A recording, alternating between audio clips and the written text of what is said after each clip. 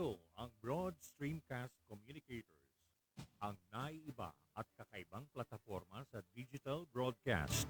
Mula Luzon, Visayas, Mindanao hanggang sa iba't ibang dako ng mundo.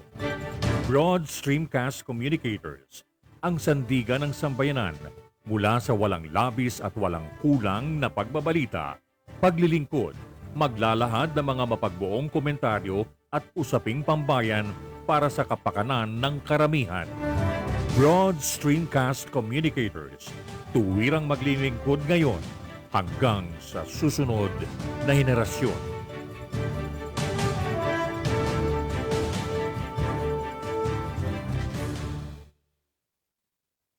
Your Honor, please.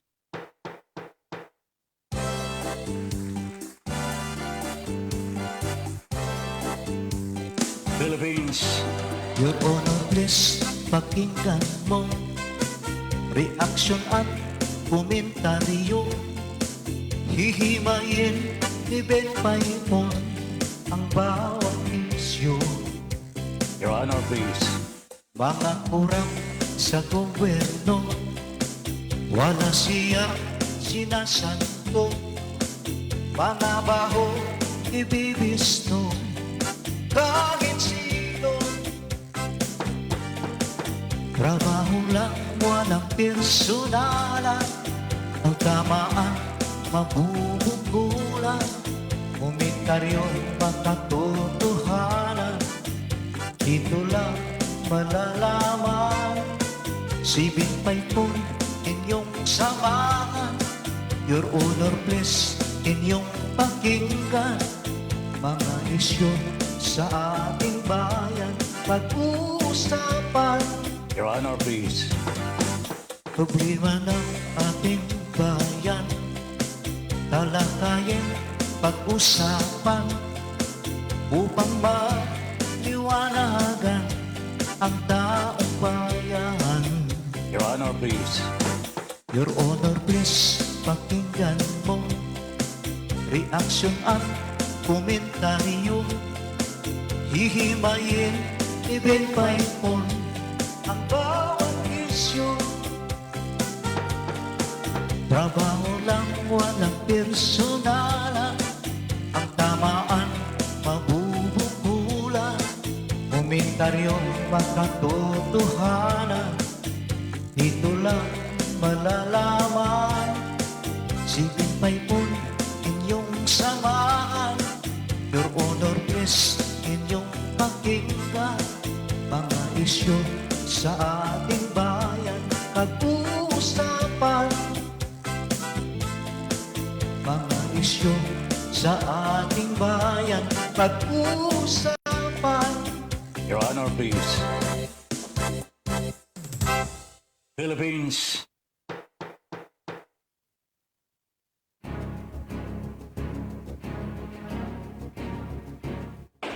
Magkaiba man ang ating pananaw, hindi tayo magkaaway kailanman. Sa dulo, makikita rin natin ang tulay na siyang daan tungo sa pagkakasundo, pagkakaisa, at kapayapaan. Your Honor, please. Ben Paipon, the bridge commentator and broadcaster on board. Your Honor, please. In defense of truth, justice, and freedom.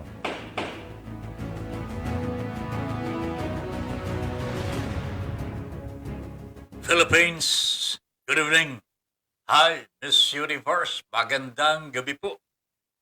At welcome now to the program, Your Honor, please. Ako po si Ben Paipon.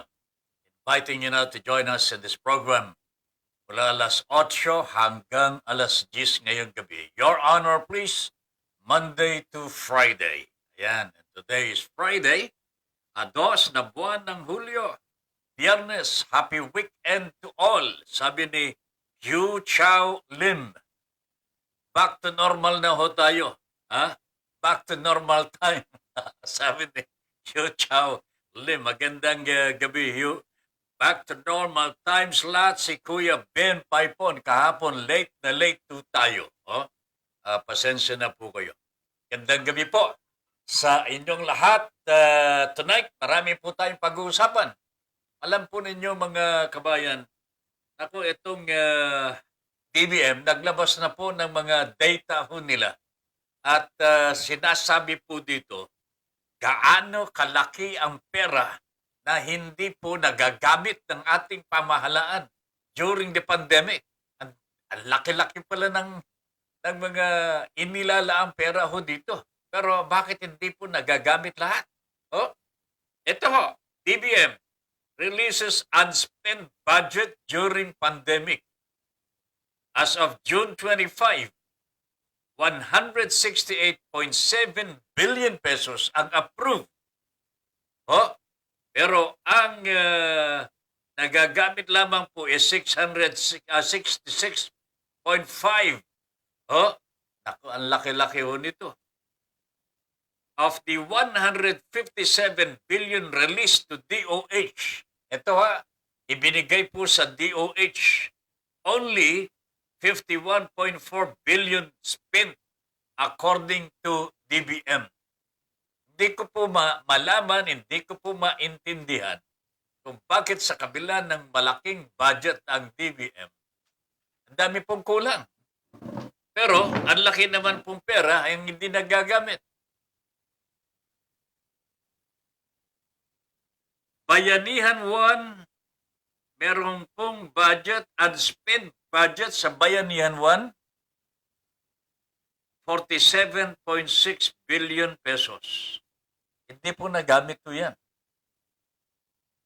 Siyempre, pagka hindi nagamit, balik po sa Treasury. At hari naman, nakabalik na ho sa Treasury. Bayanihan 2, alam po ba ninyo kung magkaano ang budget dito hindi nagamit? Pero naghihirap ang taong bayan, naghihirap ang mga jeepney drivers, mga tricycle drivers, ang informal sector po natin, 63.7 billion pesos ang hindi po ginamit. So pagsamahin natin, 47 plus 63. Oh, grabe na ito. 110 billion pesos ang hindi po nagagamit. Bakit po kaya ganito, mga kababayan? No? Hindi nagagamit. Unspent, unprogrammed. Dapat to, mabuti kung may babalik ka agad sa Treasury. No? But, ito ho ang nangyayari po sa atin despite the fact that ang laki ng pangangailangan ng mga kababayan natin, binabaliwala ng ating pamahalaan. Okay? Iwanan natin sandali yan, mga kababayan. It's enough that you have known na meron pong mga malalaking budget ang hindi po nagagamit ng ating pamahalaan. Hindi ko maintindihan ito kung hindi po nagamit talaga. O hindi po. Ito'y programmed na po eh. Talagang budgeted ho for expenditures para gamitin na ho. Pero bakit to? Ito, ang daming pangangailangan ng bayan eh. At sinasabi ho nila walang pera. Ito pala, ang laki-laki ng pera eh. Grabe na talaga. Anyway, ang isa po sa mga pinag-uusapan ho ngayon, malapit na ho ang eleksyon eh. Malapit na po ang pag-file ng Certificate of Candidacy. Ngayon pa lamang ho, nag-aaway na ho ang mga partido, lalong-lalo na ang partido ng Pangulong Rodrigo Duterte. Matindi na ho itong awayan ng mga opisyales ng PDP laban. At marami po ang nagsasabi, baka ito ang ikabubuwag. Pero hindi po mabubuwag ito, mga kabayan. No? Ang sinasabi po ni Mr. Cusi, ito ang Vice Chairman ng PDP Laban, ang chairman po dito si Ginoong Rodrigo Roa Duterte. Ang sinasabi po ni Cusi kay Pacquiao, mag-resign ka na. mag-resign ka muna bago ka bumanat.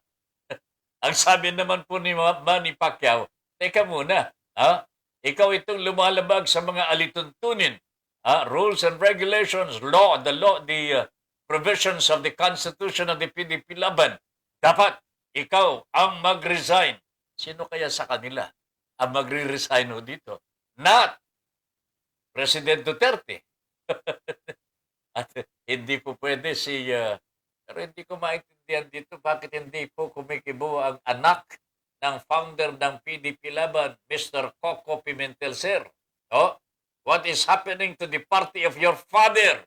Oh, ito ho ang nakakapagtaka. Hindi ko maisip-isip saan po ang loyalty ng mga original PDP Laban. Meron pong dalawang klase ho ang mga miyembro ng Partido PDP Laban. Okay? Partido PDP Laban. Ito yung mga original po. Ito yung mga dumaan sa basic training seminar ho. Nakakaintindi ang prinsipyo o sa prinsipyo ng partido. Yung pangalawang uri ng mga miyembro ng PDP Laban, ito po yung sumakay sa partido nang manalo si Pangulong Rodrigo Duterte without the benefit of undergoing any basic training seminar. So dalawa po yan mga kababayan, hindi nakakaintindi ang basic principles ng partido at ito po yung mga nakikusi ngayon mga kabayan. Itong pangalawang uri ng PDP Laban, miyembro ng PDP Laban, ito yung mga hindi po dumaan sa basic training. At sila po ang nasa poder ng Pangulong Duterte, pinamamahalaan po ni Mr. Cusi. Ito mga originals mga kabayan, ay nandito po kay Coco Pimentel sa pamamagitan ni Manny Pacquiao as President. Okay? Pangulo po ng mga original itong si Manny Pacquiao. Kaya meron siyang sinasabi na 10,000 mga miyembro dito eh. Ito yung mga original. Okay? I hope I'm right tungkol dito. Pero sa tingin ko, ito yung tama eh. Sapagkat yung mga PDP Laban members po ngayon, sumakay lamang ito nung panalo si Pangulong Rodrigo Duterte. Talagang hindi po sila dumaan po sa basic seminar.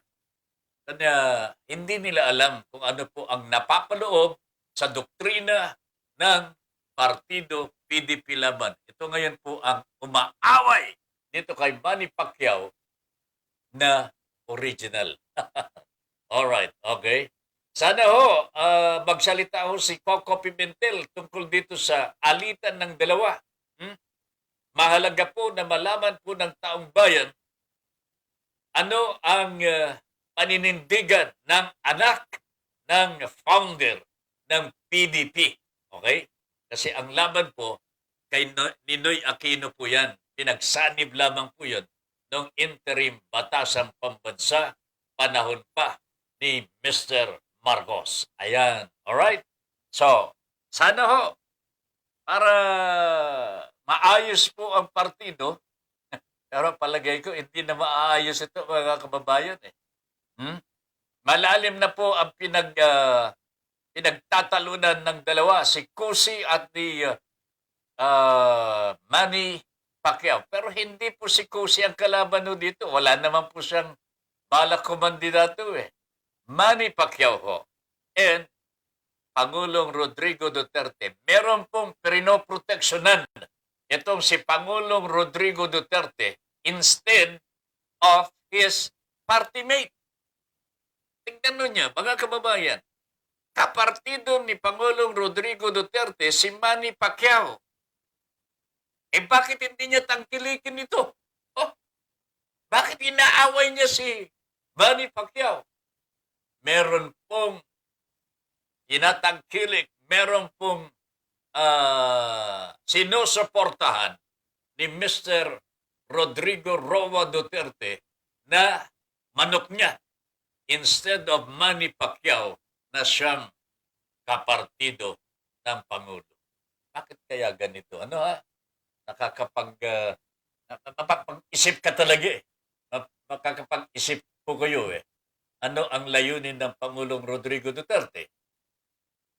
Take note of this. Nagsasalita na po ang Pangulo. Mukhang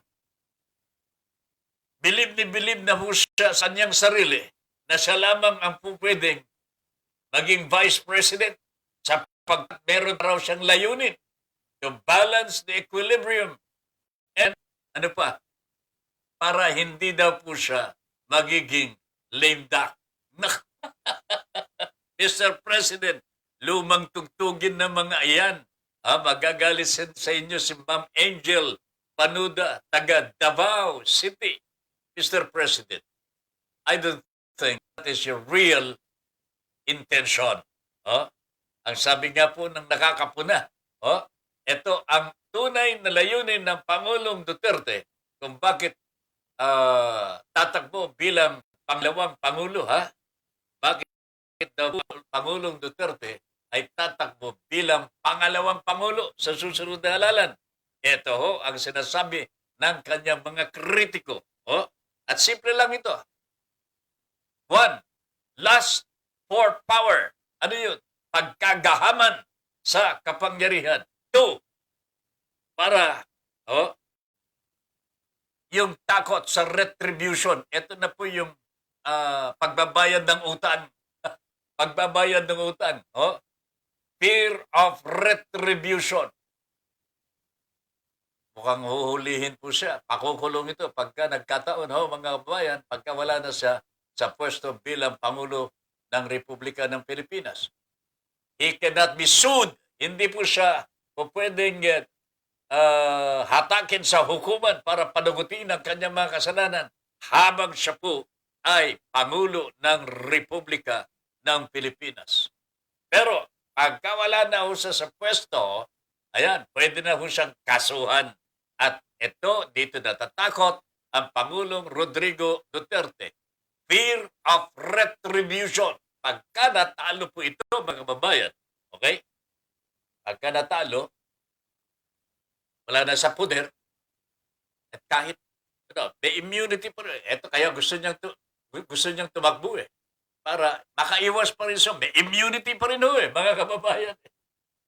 Pero, higit sa lahat, nandun yung pagkagahaman sa kapangyarihan. Ayaw bumitaw eh. Hindi katulad po nila Noynoy Aquino, ang kanyang nanay. Si Gloria Macapagal Arroyo gusto pang humirit noon eh. Mabuti na lang napigilan po siya ng kanyang mga kasamahan po eh. Si Erap naman, hindi naman po nakatapos ng kanyang panunungkulan. Pero ito si Pangulong Duterte mga kababayan, mukhang ayaw nang bumitiw sa kanyang posisyon sapagkat natatakot po sa balik ng kanyang mga kritiko. Ricky Tisoy, watching my friend. Magandang gabi sa iyo, Ricky. Thank you very much. Yu Chow Lim, back to normal time slot. Si Kuya Ben Paipon, nahalata niya kahapon, late na late po tayo.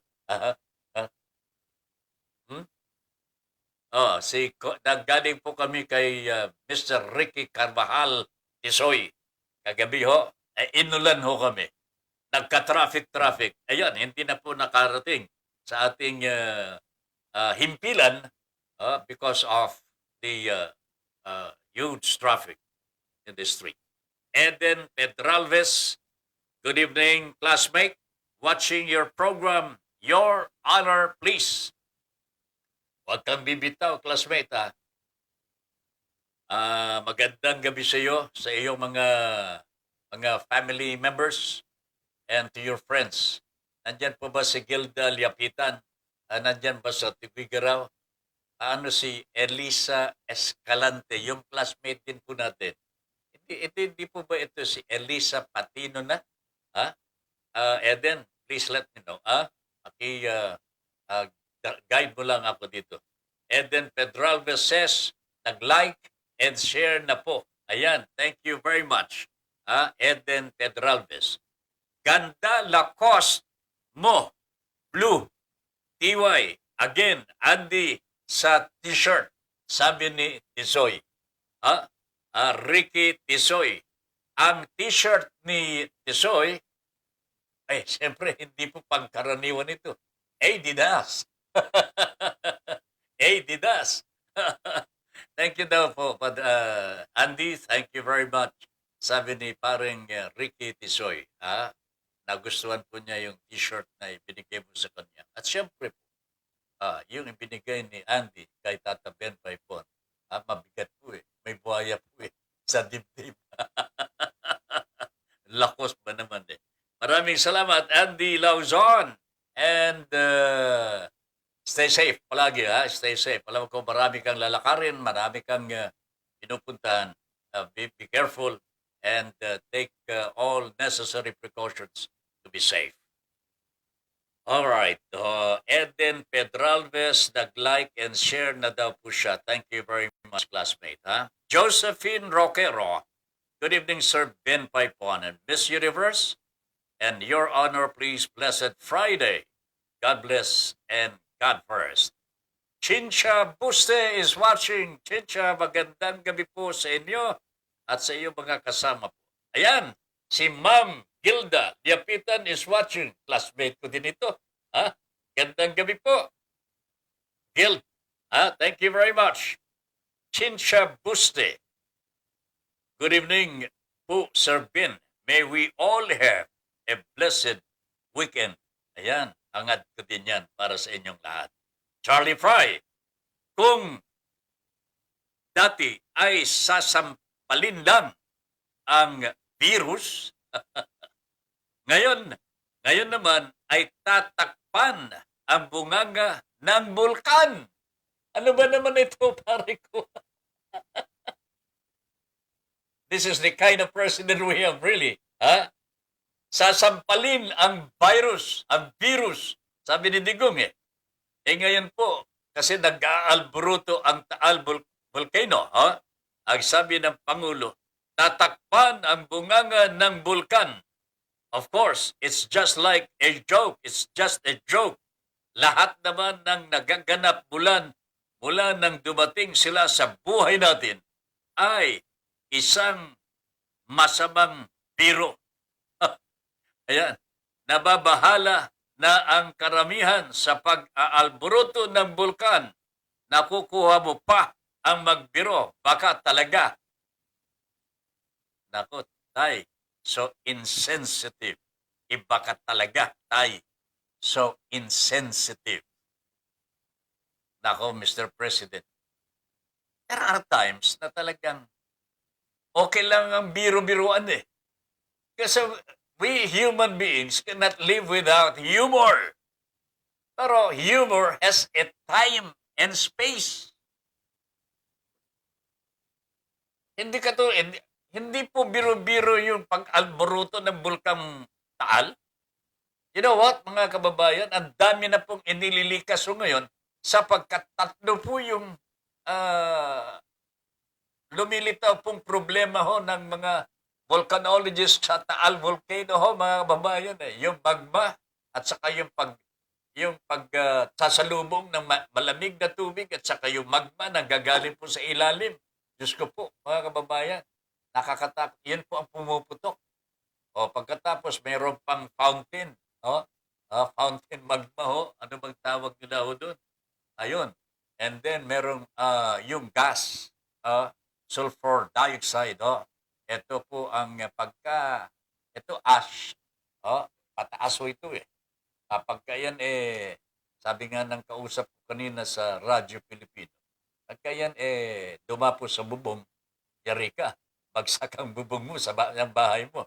Pero kung yan nalanghap po rin, delikado rin po ang baga ninyo. Kaya yan po ang panganib na sinusuong ng ating mga kababayan within the ranges of the Taal Volcano, mga kababayan. Kaya this can never be a joke, Mr. President. Hindi po pwedeng biro-biroan niyo ito. How can you takip-takip ang bunga, ang bunga ng bulkan? Paano nyo matatakpan na dyan? Bibiro kayo? Ang biruin ho ninyo, sarili ho ninyo. Siguro naman nagbibiro kayo na magiging vice president, Hindi naman totoo na meron po kayong pagkagahaman sa kapangyarihan ng Mr. President, di ba?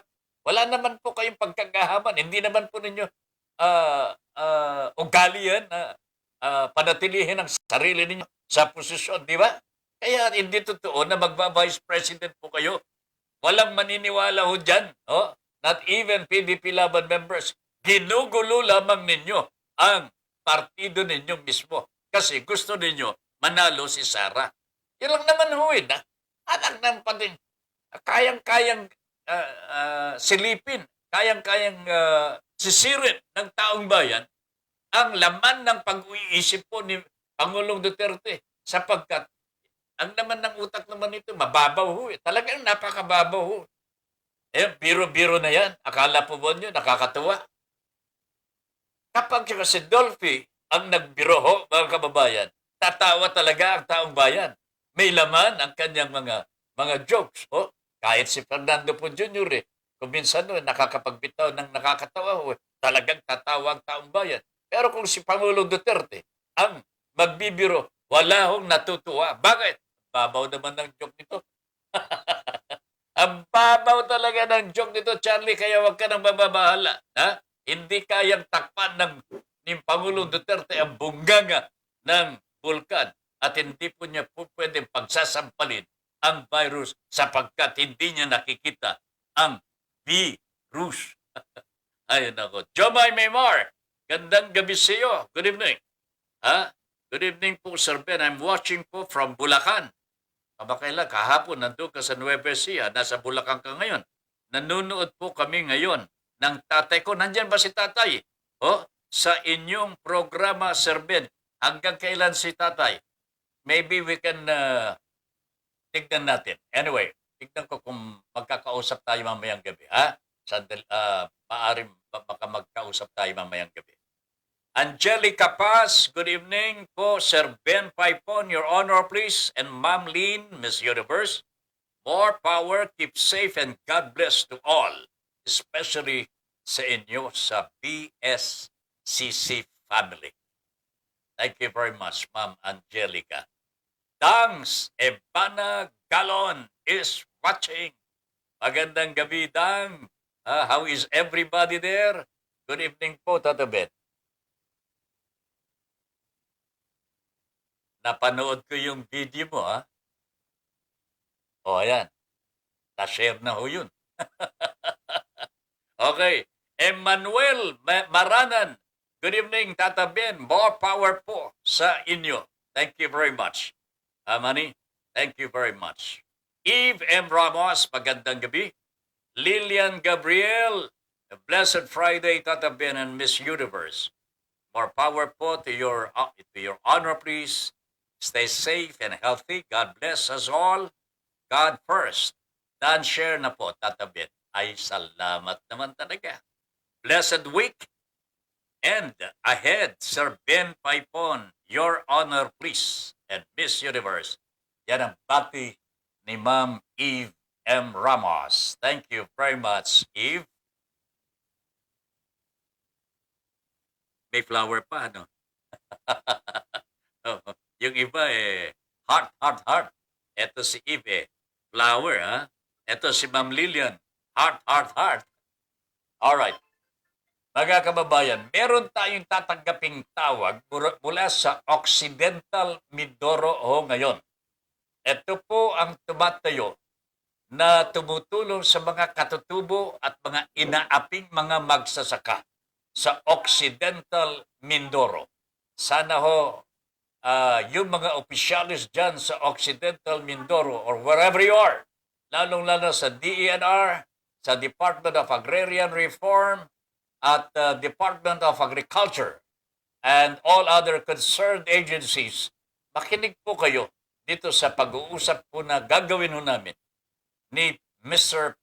Pedro Pete Bacaspat. Ito po ang tumatayo na tumutulong sa ating mga magsasaka at mga ordinaryong mamamayan dito po sa Occidental Mindoro. Siya na po ang magsasabi saan parte mismo ng Occidental Mindoro nangyayari itong mga pag-abuso. Oriental Mindoro. Pete, magandang gabi and welcome to the program, Your Honor, please. Good evening. Pete? Hello. Yeah. Magandang gabi, Pete. Magandang gabi sa inyo lahat dyan, Mr. Pepon. At sa inyong mga tagapakinig. Konti lang pong paglilinaw. Dito po sa Oriental Mindoro, hindi po Occidental. Okay. Oriental Mindoro. Pasensya ka na, ha? Opo. Oriental Mindoro. What particular place, Oriental Mindoro? Opo. Ako ay dumulog sa inyo. Related daw ito rin sa aming endorsement sa tanggapan ng Pangulo ng Republika kay Presidente Duterte na tungkol sa aming request na sana'y makapag-create ng task force na pwedeng tumulong sa investigasyon dito sa mga land problem sa Oriental Mindoro. Kawawa ho mga magsasaka natin dito at mga mahihirap na pamilya. What particular, anong particular na problema ang sinusuong ng ating mga magsasaka dyan sa Oriental Mindoro? Anong specific place sa Oriental Mindoro ito nangyayari, Pete? Malawak ho ito. Pero ngayon ang aswa ika nga ho they are at the brink of a hopeless situation dito po sa Barangay Pili ng Pinamalayan, Oriental Mindoro. Barangay Meron po Pili. tayong Sitio Lower Bungol sa Oriental Mindoro po, Pinamalayan. Okay. Marami hong ganitong pangyayari na laganap dito sa aming lalawigan na kung saan yung ating community members dito, yung pinaka-presidente na samahan nila. Way back 1939 pa ho, nag-settle ang kanyang mga oldies dito, ang kanyang lolo at kanyang ama at mga uncle. Noong panahon na yun, hindi naman ho yung pagre-rehistro sa gobyerno, hindi maasikaso. Pre-war pa ho Sila ay nag-settle dito sa Lower Bungol at noong 1943 namatay ang kanyang lolo. Pinagpatuloy ng kanyang ama at mga uncle yung pagde-develop ng lugar. Namuha nila ng mga puno ito, mga halaman at nag-agrikultura po sila rito. Ito pong pagkalipas po ng 1943 na namatay ang kanyang lolo, ay pinanganak ho nito itong pinaka-presidente ho ng munting samahan dito sa Bungol. Yung nga ho si Sister Mila Molina. Sa tagal ng panahon dito na rin ho sa pinanganak na rin nakapag-asawa. At tuloy-tuloy hanggang sa tuloy-tuloy pagde-develop nila ng lugar at kinamatayan na rin ang kanyang ama bukod sa kanyang lolo. Sumunod ay namatay naman ang kanyang asawa. At naiwan ang kanyang na-establish na pamilya at mga kamag-anak, mga pamangkin at mga pinsan dito sa Bungol. Imagine Sir Ben, since 1939, pre-war pa. Ang kanyang lolo ay pinatay ng mga Hapon dito, 1940, through a firing squad.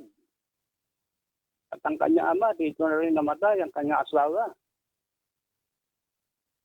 Meron na ho sila rito since 1913. Ibig sabihin, 1939 pa hanggang sa ngayon, may na silang 80 taon dito. Pero ano ginagawa sa kanila, Peter? Pete, ano bang... 2002, umaangkin ang lugar, 2002 na. May umaangkin? Kanlaraw yan property at sa totoo, yung umaangkin bakit ngayon lang lumitaw ito. Ano po? Ngayon lang lumitaw at kahit isang halaman hindi nakapagtasin dito. Ang masama ho dito ay sinunog pa yung bahay ni Sister Mila Molina to. Nagmantaan pa siyang papatayin. Pero yung matanda ay desidido na ipagtanggol yung kanilang dinevelop na lugar. Mhm. Kasi ang claim na rito ay possessory ownership, which conform to the laws of God. Yung sinasabi nating abstract right. Hindi po yung mga taking titulo na kung tunay ng titulo na inisid ng DNR, nagkaroon ng conspiracy Mhm. dahil between the agency and the owner are trying to own this property through fraudulent activities. Nakakaawa naman po. Nilapit ko sa akin ito. Meron ng 3 buwan lang nakakaraan. At ikwinento sa akin ng matanda.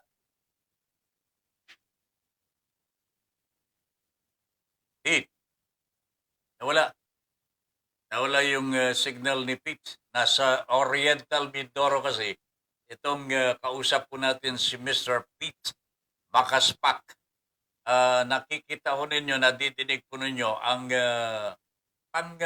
pang-aapi at pananakot ng mga mayayaman sa mga lehitimong mga magsasaka. At naitataboy po sila sapagkat ayun, walang kapangyarihan, walang kapera-pera eh. Ang kanilang tagapagtanggol po sana ang ating pamahalaan. But even our government agencies are being used by these people, na nanloloko sa kanilang kapwa.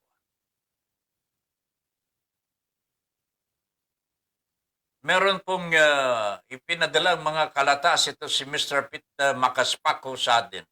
At dinala na po namin sa Malacanang.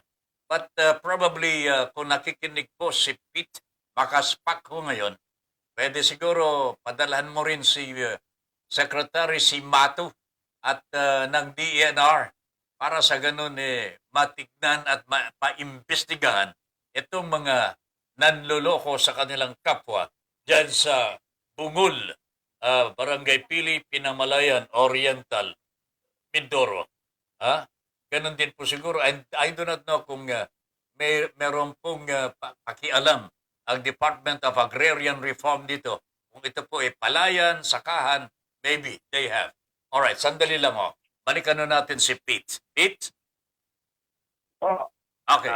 Sorry sir, naputulo. Hindi bale. Okay lang yan. Nakabalik ka naman nakabalik ka naman. Ituloy mo.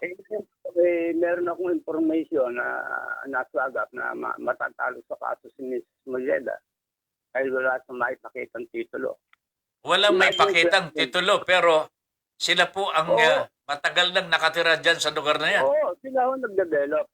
At sinasabi ko rito sa DNR, bakit sila nag-i-issue ng titulo nang hindi naman nagkakandak ng actual survey? Yan. Required ng gobyerno na kung mag-claim may isang apply sa lugar at magre-request siya ng survey authority sa DNR. Dapat ito meron posting sa isang place. Pakikita nila sa mga tao na may nag-a-apply. Hindi yung baso lilitaw na lang yung titulo. Marami yung ganyang kaso ito hanggang Bulacau. Okay, Pete. Kawawa mga farmer. Siguro, Pete, aside from Malacanang, siguro padalahan natin ng kalatas ang DENR dito sa Maynila. Si Secretary Simato. Roy Simato. Padalahan mo. Sir, ganito yan. Way back 2019, nag-endorse din ako sa Malacanang. Ang dami ko pinuntahan dyan sa Maynila. Medyo wala pang pandemya noon. Punta ako sa Department of Justice. Punta ako sa Malacanang at kung saan-saan pang ahensya. Nakasabay ko pa kayo sa National Commission for Indigenous People, kung natatandaan nyo. Oo nga. Tayo. Umilos nga ang Malacanang, nag-utos lang sa mga ahensya niya. Nasa akin pa ang mga sulat ng mga ahensya. Umilos, pero walang positive result. Kasi itong DNR pase dito sa Socorro, nag-imbestiga lang kunyari, pero walang positive result. Ayun. So, yun lang grabing dito, lalo rito sa Barangay Batuhan, sa Pola, na ang nagke-claim ni Son Denisa, Venturanza. Eh, hindi naman ho tiga rito yan. Tiga Quezon City. Meron lang kamag-anak dito na Venturanza. Hindi ba ho nakakaawa yung mga tao? Yan ho ang hirap eh. Itong ating mga tanggapan ng gobyerno, dapat maintindihan nila ang talagang may-ari nitong mga lupang ito. Ito'y lupang nilikha ng Diyos. O, para meron tiram yung kanyang mga nilikha, mga nilalang. Hindi po ba, sir? Tama yun. Pete, I agree. Ang tawag po natin doon ay abstract right. Yung mga ini-issue lang mga titulo, conforme raw sa batas na in-issued ng ating mga gobyerno. Meron certain limitation yan. Eh nga yung mga batas, pwedeng palitan eh. Mhm. O pwedeng i-repeal o totally be cancelled. Ang tignan po natin ay yung nakakaawang kalagayan ng ating mamayan.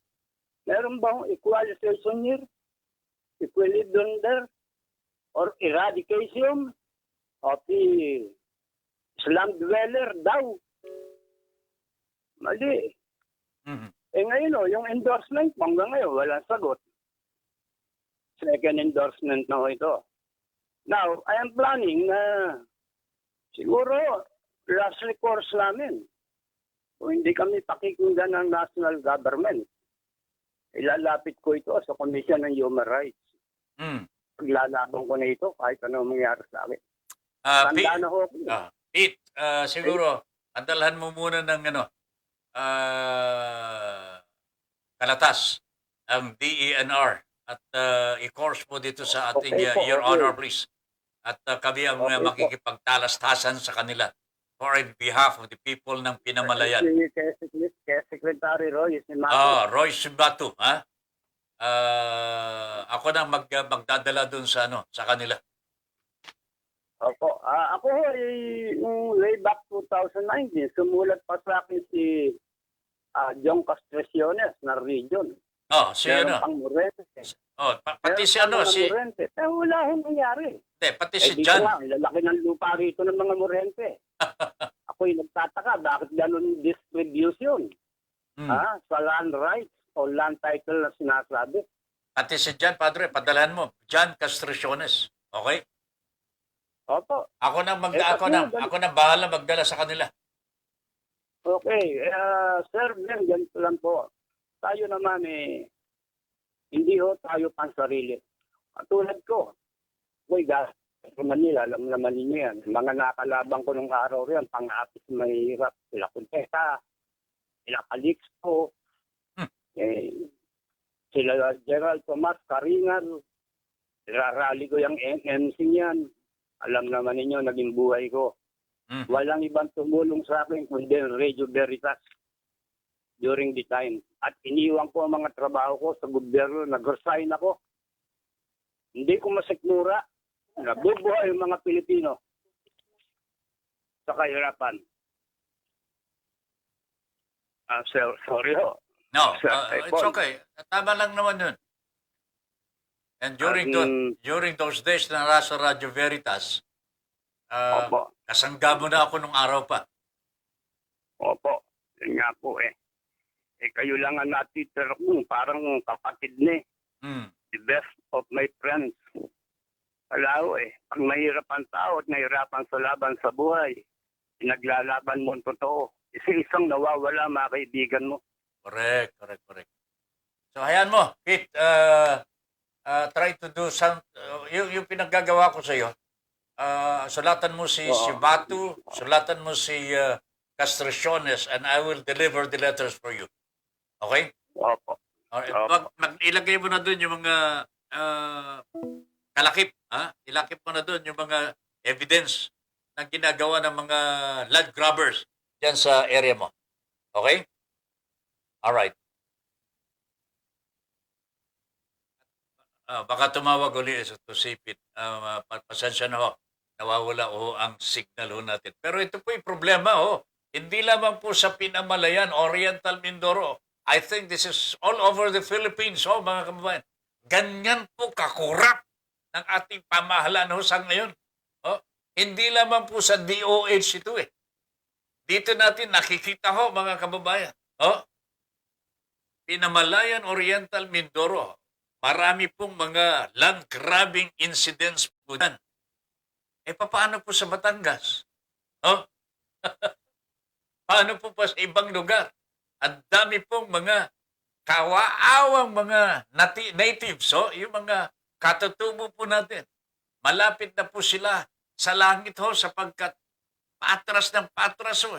At pagka umaatras ang mga katutubo, papuntang itaas ho ang kanilang atras. Pagdating ho sa dulo, nasa langit na ho yun, mga kababayan. Alam ko pong nakikita ng gobyerno, meron pa ng NGIP, NCIP, National Commission for Indigenous People. May batas na ho yan. Nagbibigay ng proteksyon sa mga katutubo. Pero anong nangyayari ho?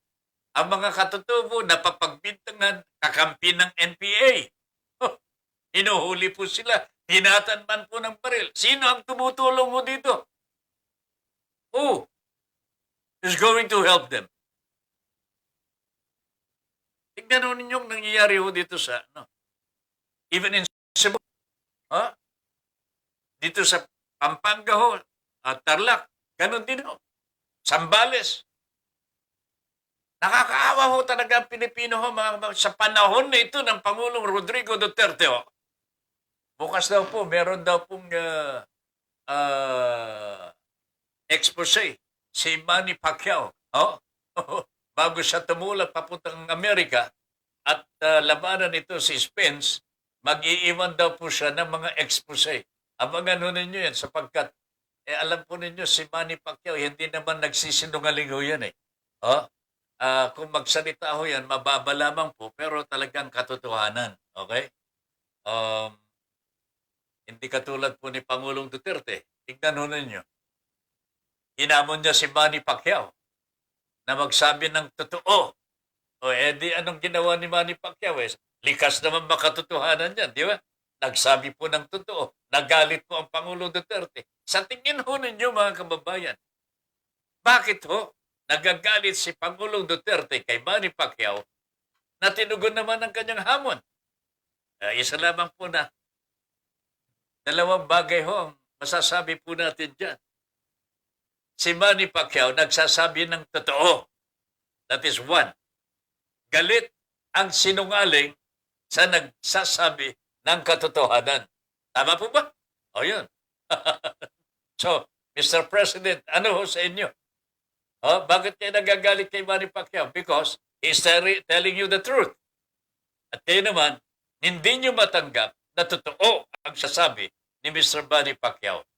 Tatakbo siya sa VP to join the police in fighting criminality and drugs. Ayop talaga ho mga kababayan. Pasensya na ho. Nabubulabog ko yata ang kapitbahay ko po.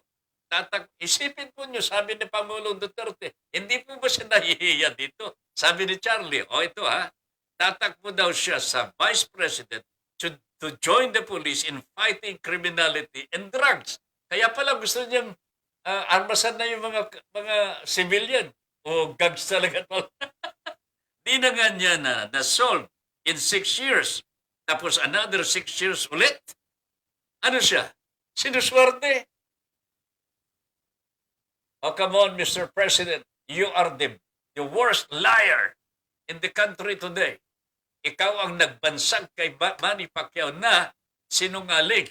Pero ikaw pala itong sinungaling ho, Mr. President. Hindi ako nangingiming sabihin. Sinungaling po kayo sapagkat. How can you do this? Magva-Vice President o kayo? Tutulong po kayo sa pagsugpo ng kriminalidad at droga. 6 na taon na ho kayo nanunungkulan bilang presidente. Paano kayo makakatulong? Vice President ka lang. Kung ibasura ka ng magiging presidente, halimbawa, sino man ang manalong presidente, katulad ng ginagawa mo ngayon kay Leni Robredo, ibasura ka, may magagawa ka pa kaya? Huwag mong sabihin hawak mo pa ang gobyerno kung Vice President ka lang. Ano ka, sinuswerte talaga? Kung hindi mo kakampi yung mga manalong presidente, naging vice president ka, nanalo ka, halimbawa, o ibasura ka ng Pangulo, may magagawa ka ba? Ano sasabihin mong tutulong ka sa kriminalidad, pagsugpo ng kriminalidad? Hey, nananaginip ka ho yata, Mr. President. Gising. Will somebody, bongo, sir, Mr. Senator, pwede po ba gisingin ninyo ang inyong patron? Oh? Yan naman po ang pinapatron ni Bongo. Ito lang ang isang senador na hindi po humuwalay sa Malacanang. Nasa punda pa rin ng Pangulong Duterte kahit inihalal na ng taong bayan na maging senador. Bakit po ganun? Ito ang titignan ho natin mga kababayan. Titignan ho natin ang mga nangyayari sa ngayon. Tatakbo siya as Vice President to join the police in fighting criminality and drugs. Tulungan nga po ninyo akong tumawa.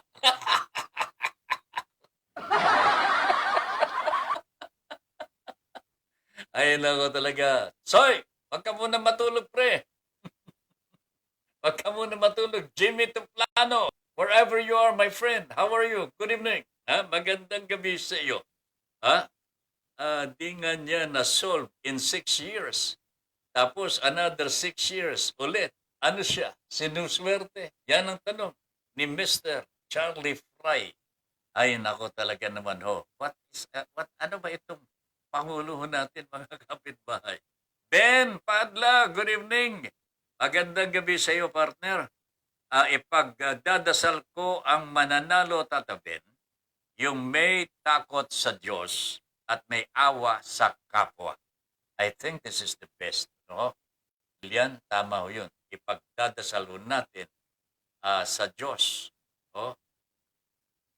Yan, pagkatapos ipagdarasal po natin yung mga may awa sa kapwa. Andrew Neo is watching. Good evening, Andrew. Gandang gabi po. Onaydag siya. Good evening po, Tata Ben. Please include Cavite and Batangas in your prayers regarding Taal volcano's possible eruption. Watching from Cavite, Tata Ben. Alam po ninyo, kausap ko po kaninang hapon ang volcanology si Mariton, hepe po ng monitoring ng tanggapan po ng FIVOX. At sinasabi nila talagang may panganib na talaga ang Taal, and they have started evacuating people around the Taal volcano. At depende po kung ano ang mangyayari. Pero there are chances ho na talagang lalala pa po itong pag-aalburuto ng Bulkang Taal. Ano kaya kung si Pangulong Duterte lang natin ang gagawin ho natin panakip sa bungangan ng Taal? Charlie, okay ba sa iyo ito? Siya na lang, baka matakot ang bulkan ho eh. Baka matakot ang bulkan kay Pangulong Duterte. Siya na lamang po kaya natin ilagay ho doon sa bunganga ng bulkan. Baka magkausap po sila ng bulkan. Makumbinsin ng Pangulong Duterte, wag ka nang mag-albruto, bulkan. Ako yan nandito na. Baka naman ho mapatigil po niya ang bulkan talaga. Ano? Will somebody please do the pleasure of bringing the President near the mouth of Taal volcano? Baka sakali matigil po ang pag-aalburuto ng Bulkang Taal. Charlie Fry, teka, Oscar de la Cruz is watching. Is this from Cagayan? Mr. Oscar de la Cruz, magandang gabi po. Charlie Fry, Roque, well, wag po kayong mag-alala dahil ako po ay anak din ng Iloilo. Habang ako ay nasa gobyerno, hindi madedehado ang Iloilo City at ang Iloilo Province sa lahat ng ayuda na mabibigay na po ng ating gobyerno. Ano ba ang papel mo sa gobyerno, Roque? Announcer ka lang ng mga sasabihin ng Pangulo. Ha? Ano naman ang kinalaman mo sa pamimigay ng ayuda?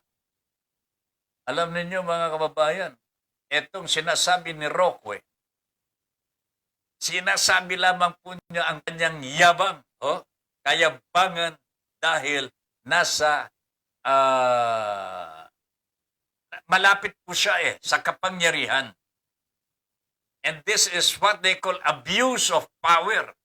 Mantakin nyo, taga Iloilo ako. Kalimutan na ninyo ibang mga lugar. Basta Iloilo, dyan ako lumaki, dyan ang bayan ko. Kayo ang mauuna sa ayuda. Ano ang ibig sabihin nito? Sa simpleng lingwahe po ng paglilingkod bayan, Mr. Roque. Palibasa, nasa poder ka ng kapangyarihan, magagawa mo yan, kakalimutan mo ang ibang mga lugar, basta't Iloilo, okay lang sa iyo. Hayop din ho ito mga kababayan. This is the kind of leadership that we have that should be out of the country immediately ho, mga kababayan. Hindi po natin kailangan ng ganitong uri ng liderato ho. Mantakin ho ninyo, como taga Iloilo siya. Pinapangakuan na po niya mga taga Iloilo. Huwag kayong mag-aalala. Hindi kayo mahuli. Paano yung iba?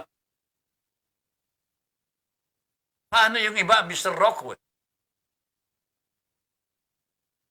Anong gagamitin mong kapangyarihan? At gagawin mo yan? At the expense of other people? Uunahin mo ang Iloilo? Kahit problemado na dito sa Bacolod, halimbawa. Sa Cebu, problemado. Iloilo, hindi naman. Kayabangan po ng mga nasa poder ang namumutawi sa labi ng spokesperson ng Pangulo Rodrigo Duterte. Ano pang hanapin natin sa dalawa? Pareho naman silang mayabang ho. Dito pa lang, malinaw na ang pagiging abusado mo sa posisyon. Iyan ang dugtong ni Charlie Fry. Kasasabi lamang po natin, tatakbo ka na ba? Tatakbo ka na naman ba? Kaya ang aga mong mangampanya gamit ang pondo ng gobyerno, sa bibig talaga nahuhuli ang mga lamang dagat. How true, Mr. Charlie Fry. Makatotohanan po ang mga komentaryo ni Mr. Charlie Fry. And I thank you very much for this, for opening up the minds and brains of the Filipino people. Ito ho ang klaseng leader na namamayani ho dito sa ating bansa sa ngayon. Abusado ho. Abusado talaga. Pantakin mo. Hindi bali na hindi kumain yung mga taga Bulacan. Basta't kumain lamang po yung mga taga Iloilo. Hayop din Hayop din. Ang isang matinong leader will never say that. In public, will never say that in public because it is out of order. Out of order. Hindi makatao, hindi makadiyos. Abuso ko sa kapangyarihan po yan. That is Mr. Roque and Mr. Duterte together. Dito po sa bayan natin. Ravenna Naya is watching. Ma'am Ravenna, hindi ba kayo nagagalit? Mel Rodelio Militante is watching. Hello, good evening po, Your Honor, please, and Miss Universe. Wala ng Wi-Fi, bumaliktad, ba't hina pa po? And ako, Panginoon ko po. Wawa naman si Ma'am Ravenna. Wala ng sound, Tata Ben. Oh my goodness. What can I do, Ma'am Ravenna? Ma'am Lilia, alalayan mo naman si Ma'am Ravenna, done sharing, Tata Ben. Kita mo, nakapag-share pa. Mabuti na lang ho, Ma'am Ravenna, nakapag-share na ho kayo. Pero, Lilia, alalayan mo si Ma'am Ravenna. Olive Patches, good evening, sabi ni Ma'am Ravenna.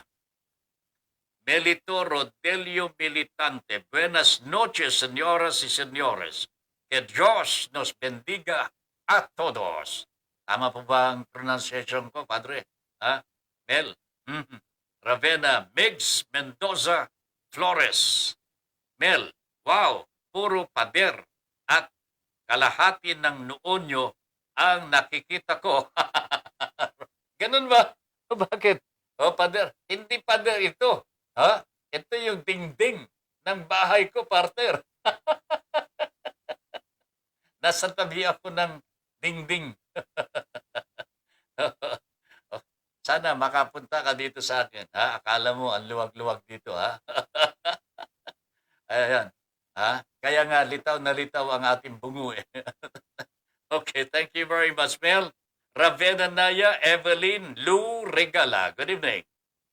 And Baby Shake, Rico. And Rafael Rocco Dinglasan Jr. Ay, Lodi ito. Lodi.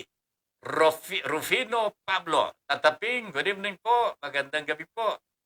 Fatima, let me see. Fatima Erms Guerrero Balasoto. Good evening, sabi ni Ma'am Ravenna. Ganon din pa kay V. Tagalog. Ginger Mirror. Lemon Kiss. Ang ganda naman ang pangalan nito. Roelia Butron Dino. And Jibuel Chavez. Marami pa. Hides. Jepana Pandanan. Joan Soto Moffett. Livian Sunaho. Wow. Isbolin Lourdes. Ma'am Mercy Ong, magandang gabi po. Good evening, Ma'am Mercy. My God's Angels, Lilian Gabriel, Susana Odin, Annalie Gandesa. Good evening, sabi ni Ma'am Ravenna. Annalisa Ogares, Joseph Ogares, and Malawin Oheno. Ayan. Mercy Ong, good evening po, Kuya Ben and Madam Lynn. God bless po sa inyo. Ingat po kayo lagi. Kuya Ben, taga Pinamalayan Oriental Mindoro po ako. Oh my goodness. Ang dami pong nangyayaring kababalaghan dyan sa Oriental Mindoro. I have been to Pinamalayan already before. Kasama ko si Pete Pakaspako, mga kababayan. Kasama ko po siya na nagpunta sa Pinamalayan. Those were during the height of the NPA, so mga kababayan.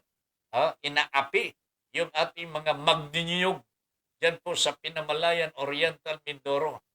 Meron pong isang mayaman ng aapi sa mga magniniyog. Pinunta namin, that was when I was still sa Radio Veritas. Kasama ko po yan, si Mr. Pete Makaspak. Kita ho ninyo. Marami na ho tayong nararating. Maganda, mabuti na lang po at nagpapasalamat, buhay pa po tayo. At saka si Mr. Pete Makaspak, matanda na rin ho yan, mga kababayan, pero hindi po sa tumitigil sa paglilingkod sa bayan, sa tama ho, sa tama. I wonder, yung mga government officials who are supposed to be public servants, they do not render as public servants po. They are yung abusadong mga opisyalis ho. Abusado ho talaga eh. Jimmy De La Cruz is watching. Good evening. Eve M. Ramos, dati po palagi niyang bukang bibig magre-resign or baba siya. Bakit ngayon? Tatakbo na naman siya. Dapat magpahinga na lang siya. Sabi ni Eve M. Ramos kay Pangulong Duterte, Mr. President, listen to the questions of people all over the Philippines. Ang sabi na, dati po palagi po niyong bukang bibig, magre-resign na kayo dahil mahirap po maging presidente. Ayaw nga ninyo maging presidente si Sara Duterte. Pero bakit ho ngayon? Gusto na naman ninyo. Ano ba talaga, Mr. President? Baba siya. Bakit ngayon? Tatakbo na naman kayo. Jesus, tatakbo na naman siya. Dapat magpahinga na lang si Mr. Duterte. Yan ang sabi ni Eve M. Ramos. Armando Buddy Badillo is watching. Kumusta ka raw? Sabi ni Jimmy Toplano Parimbadi. Nagkausap po kami kahapon. Okay? Bigyan ng chance ang iba. kasi nasubukan na ang kanyang serbisyo. Baka sakaling malaki ang pagbabago. Hindi lamang makasakali ito, Eve. Hindi lamang makasakali. Tsak ho, mga kababayan. Pagbubutihin na kung sino man ang susunod na maging leader ng ating bansa sapagkat dapa na ho tayo eh. Dapa na ho tayo, mga kababayan. Nahuhuli na ho tayo sa lahat ng mga ginagawa po ng mga kalapit po natin mga bansa. We are at the bottom already ho, mga kababayan. Nakakahiya nga po eh. Itong responde ng ating pamahalaan sa pandemya ho, nakakahiya nga eh. Second to the last to tayo. Anak ng pating talaga. Pagkatapos, may gana pang sabihin na magkakandidato raw siya, Vice President, at tutulong po siya sa polis para sumpuin ng kriminalidad at droga. Mr. President, 6 na taon ka ng presidente ng Pilipinas eh. Failure ang ginagawa mo. Wala kang nagawa dito sa corruption eh. Nagagalit ka nga kay Manny Pacquiao. Ngayon, nagsasabi na ng totoo si Manny Pacquiao. Nagagalit ka sa kanya. Inaaway mo siya. Ano ka? Sinuswerte. Baka magalit si Manny Badillo sa iyo. Hindi kita may pagtatanggol ho, Mr. President. Good evening. Pare, pag ikaw ay ng asawa mo, ikaw ang galit. Ganyan si Duterte pag nahuhuli.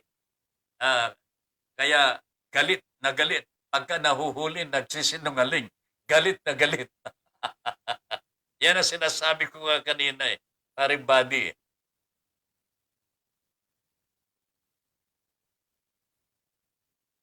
Pagka ang isang sinungaling ay huli.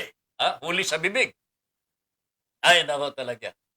Galit na galit ho yan. Hindi niya palalampasin. Magagalit at hanggang sa ikaw ang magbabago. Pero ito si Manny Pacquiao, hindi naman po takutin yun eh. Di ba? Lumalaban ho yan eh.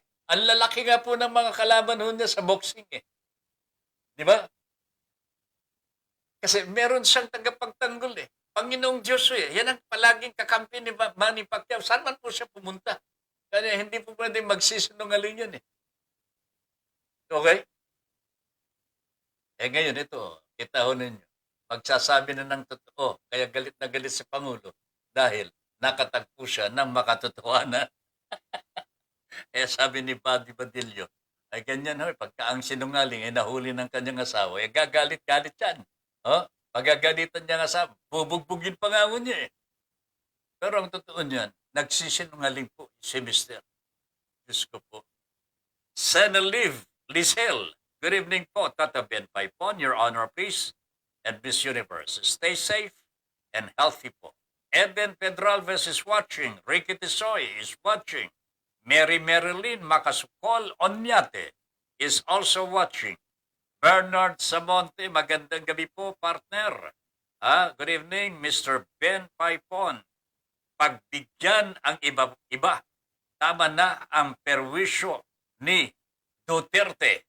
Ayan, ang sabi po ni Bernard Samonte, pagbigyan ang iba. Tama na ang perwisyo ni Duterte. Ay, nako talaga naman ho.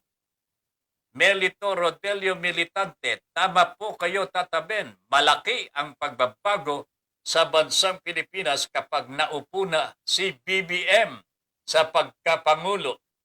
Sino si BBM? Mel, sino si BBM? Bon Militante. Hindi. Ben Militante. Yan ang translation ni Mel Rodelio Militante sa BBM. Alex C. Aquino is watching. Good evening, Alex. Gandang gabi sa iyo, partner. Magandang gabi po sa inyo. Naku to, talaga naman ho, ang bilis po ng oras po natin. 18 minuto na po makalipas ang alas 9 ng gabi. Dito po sa ating Your Honor, please. Ito na. Mel Rodelio Militante, BBM, Bon militante. Akala ninyo, ha? BBM, ha? Nako, meron daw pong motion for reconsideration si BBM, ha? Ito na yung si Bongbong Marcos laban dito kay Leni Robredo sa pagkapanalo ni Leni Robredo as Vice President. Pero sinagot ko siya kanina ng abogado ni Madam Leni Robredo. Mi-rehash ang mga laman ng motion for reconsideration ni Mr. Bongbong Marcos. Kanya malamang ito po ay mababasura po ng PET, Presidential Electoral Tribunal. At malay ho ninyo, baka magbago ang ihip ng hangin, ha?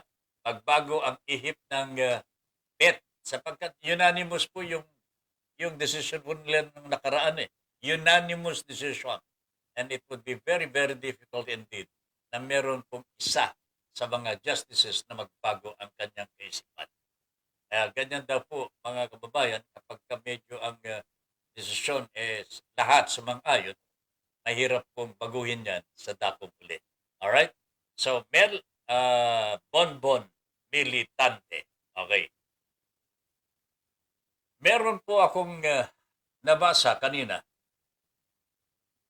tungkol dito sa desisyon ng Supreme Court tungkol po sa mga salin.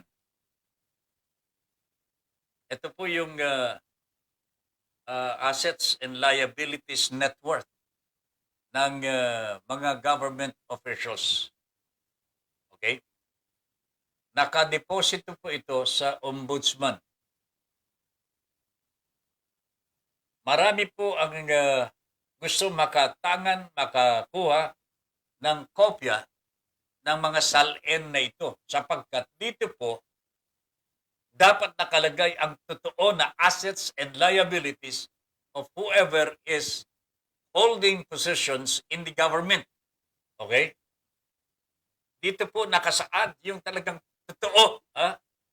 Kasi kung hindi totoo at halungkat yun, that could get you out of office.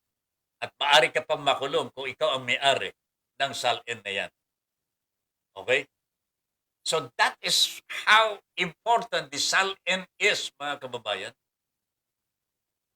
But kung ito naman po ay nakalagay po sa vault, nakalagay sa vault, at hindi po pwedeng tignan ng kahit na sino ho, mga kababayan, what is the salin for? Bakit ka pa magsasubmit ng salin mo kung itatago lamang po sa vault ng ombudsman at walang makakakita? Paano ngayon mapapatunayan na itong government official na ito hindi nagdakaw? Oh? Napakahirap po na kumuha ng kopya ng salin. Lalong pinahirapan po ng Supreme Court sapagkat ang desisyon ng Korte Suprema tungkol dito sa salin, ito ho, mga kabayan, not an absolute vested right. Ang kumuha po ng kopya ng salin sa pagtatago ng ombudsman. Ulitin ko po, ha? Not an absolute vested right. Ibig sabihin po nito, mga kababayan, wala kang karapatang kumuha ng salin. Sasabihin lamang, wala ka naman talagang karapatan. So para bang lumalabas na yung right na ito over the salin ay nangunguna pa po sa right ng mga mamamayan for the information. Right to information. Ito, sa saligang batas natin ito. Itong salin sa ano lamang po ito . Sa batas lamang ho natin ito eh. Pero ngayon ay nangingibabaw na ho sa mga basic rights under our Constitution, courtesy of the Supreme Court, my friends. Ulitin ko po, mga kababayan, ano ang dahilan at magsusumite ang government official ng kanyang salin? Why is he required to present or to submit a salin before manungkulan as a public official? Iisa lang naman po yun. Para malaman mo kung nagsasabi po siya ng totoo. Di ba? Pero paano mo ngayon masisilip ang kanyang pagsisinungaling kung ang kanyang salin ay nasa vault ng ombudsman at hindi po pwedeng buksan?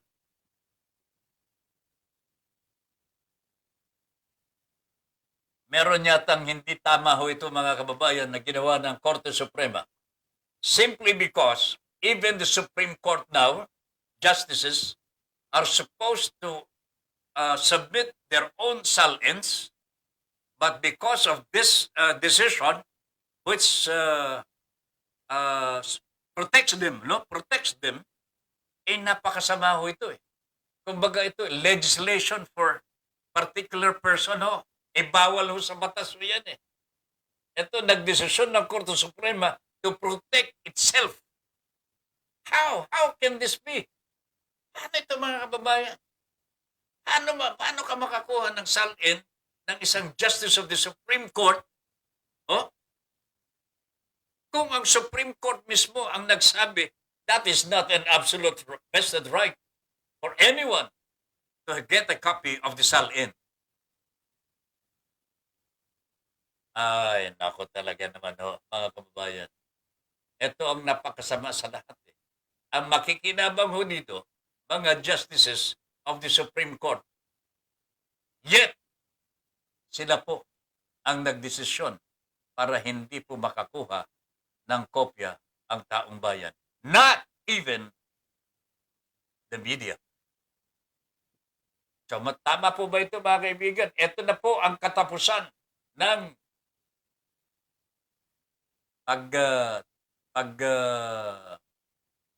pagpigil sa tinatawag na corruption. This is the end. Mga kaibigan, hindi na po tayo mahirap na pong patunayan. Mahirap ng patunayan na itong mga government officials natin ay meron pong itinatago sa kanilang sleeves. Bakit? Nasa vault nga po ng ombudsman ng kanilang mga salin. Hindi mo makikita kung ano ang laman po ng kanilang isinumite. Dahil kinampihan po sila ng Korte Suprema sapagkat makikinabang din po ang mga justices of the Supreme Court. How can our justices of the Supreme Court explain their side on this when the decision mismo, mga justices ang makikinabang? Kagaling naman ho ang desisyon na ito ng Korte Suprema mga kababayan. Akala ko ba naman nasa demokrasya ho tayo. And just nobody is above the law. Pero bakit ito mga justices natin? Baka naman gumagaya sa Pangulong Rodrigo Duterte natin, mga kababayan. O anak ng Satanas sa mga ere. Naalala ko si late Senator Miriam Defensor Santiago, sabi ni Bernard Samonte, ang salin before end of the year, nilalagay nila sa kaibigan o malayong kamag-anak. May hocus-pocus talaga na assets ng mga politiko. Which is true, that is why there is the salin that should be available to the public mga kababayan. Ito lamang po ang sandata ng taong bayan laban sa pag-aabuso at pagnanakaw sa kaban ng bayan. Ngayon, kakampi po ng mga magnanakaw ang Korte Suprema. Wow! Paano ito, mga kababayan? Kakampi po ng mga magnanakaw ang Korte Suprema. Di palakpakan natin.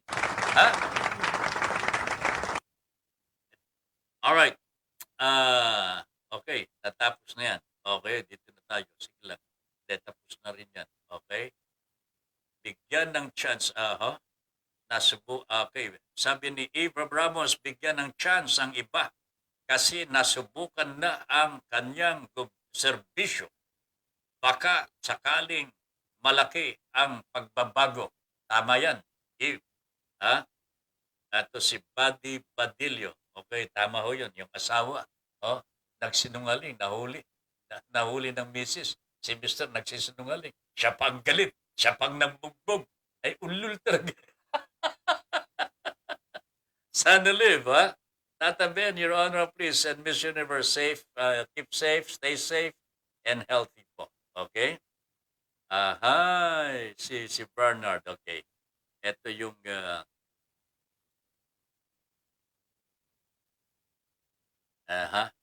ito, Lilian, okay, naala si Senador ito si Bernard Samont, ito po.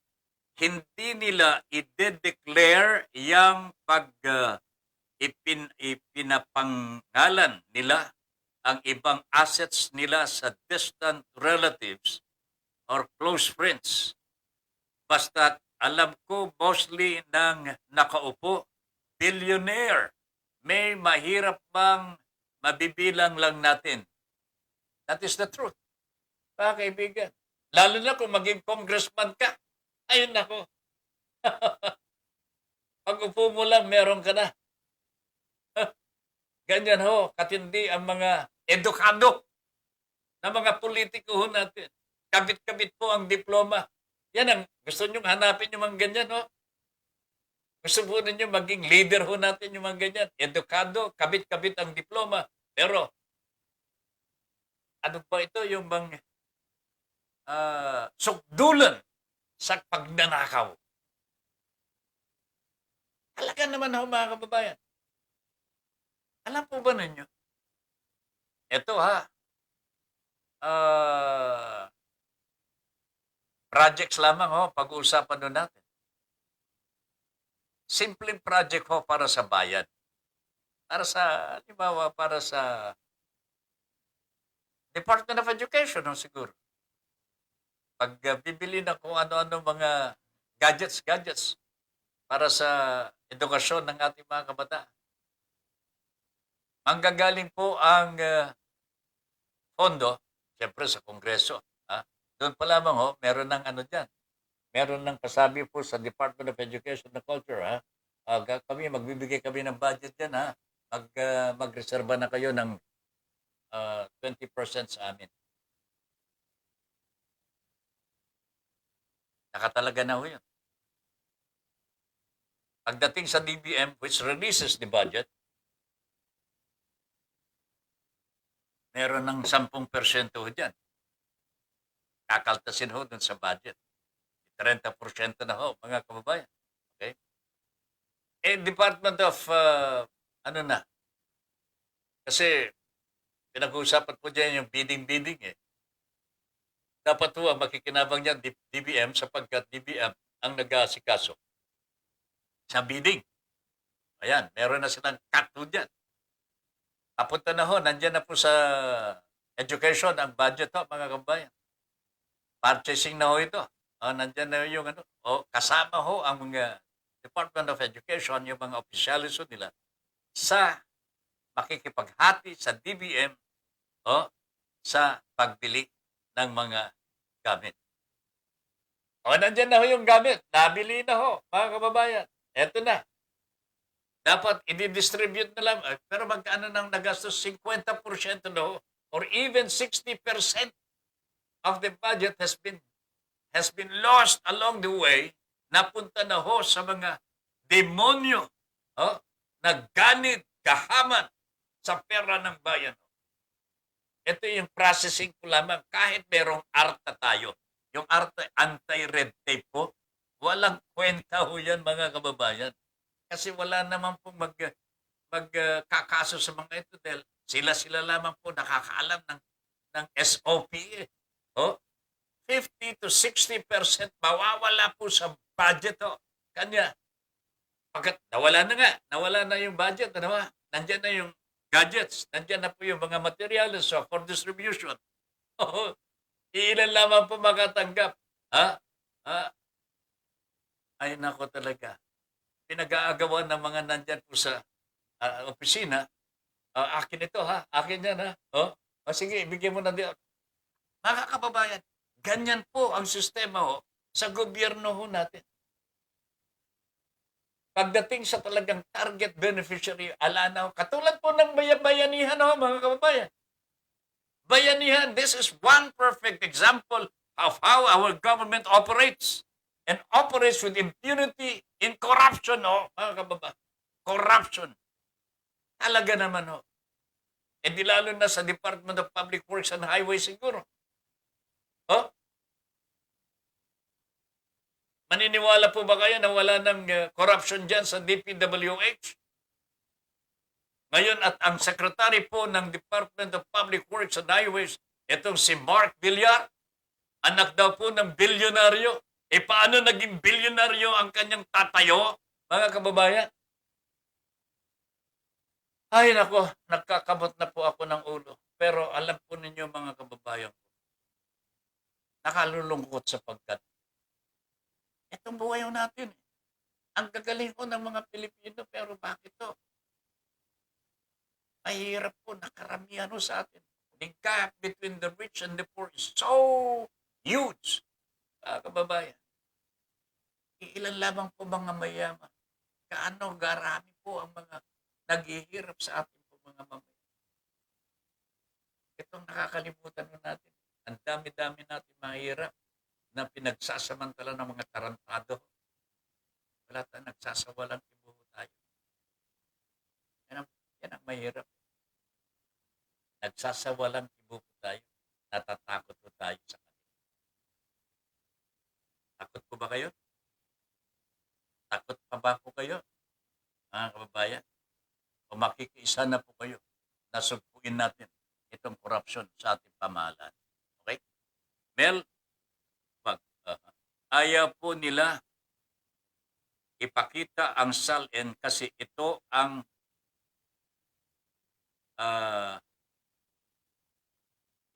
inig sabihin yan. Mel, ay hindi ko maintindihan.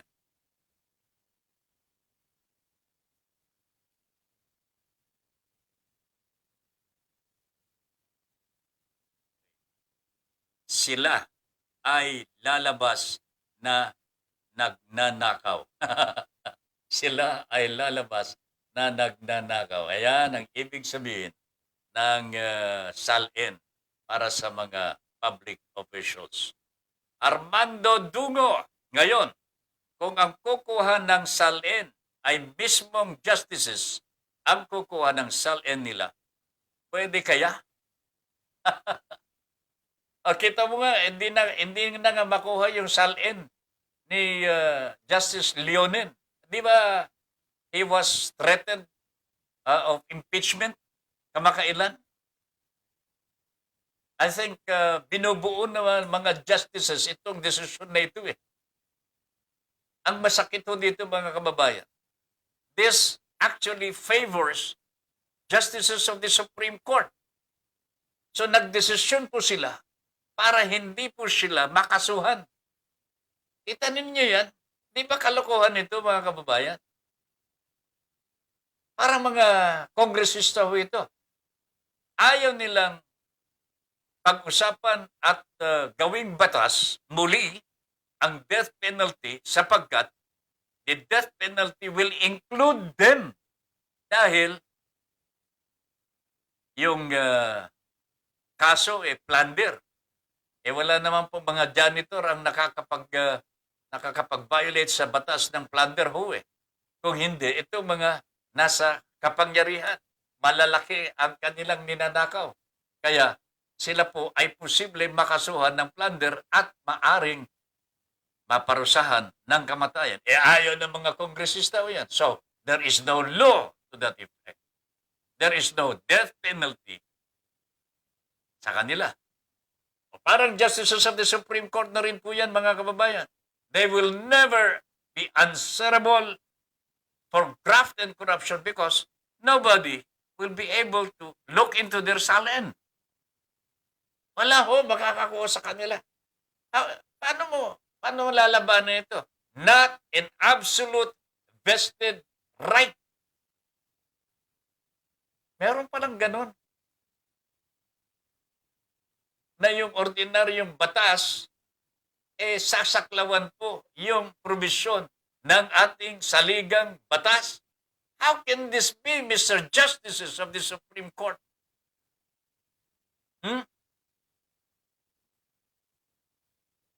Kahit lang magpantay naman po sana ho. Kumbaga sa right to information. Mga medium meron tayo niyan. Right of free press, no? Yung o kaya pagsasalita, meron po tayo mga ganun sa Bill of Rights po natin. Ipantay man lamang po sana sa kaalagaan po ng SALN. At least o kaya magkakaroon ng requirement that have to be complied with bago makuha yung SALN. But you can have it, di ba? Dapat you can have it because that is actually for public consumption. Bakit po magsasubmit ang public official ng dokumento na isisilid mo lamang, itatago mo? Hindi makikita ng taong bayan. SALN is for public consumption po. Mga kababayan. Ngayon, kung may restrictions ng konti, okay lang. Pero, allow the public to know ano ba yung laman ng SALN nitong mga public officials nito who will be questioned even in court. Di po ba ganun ho yun?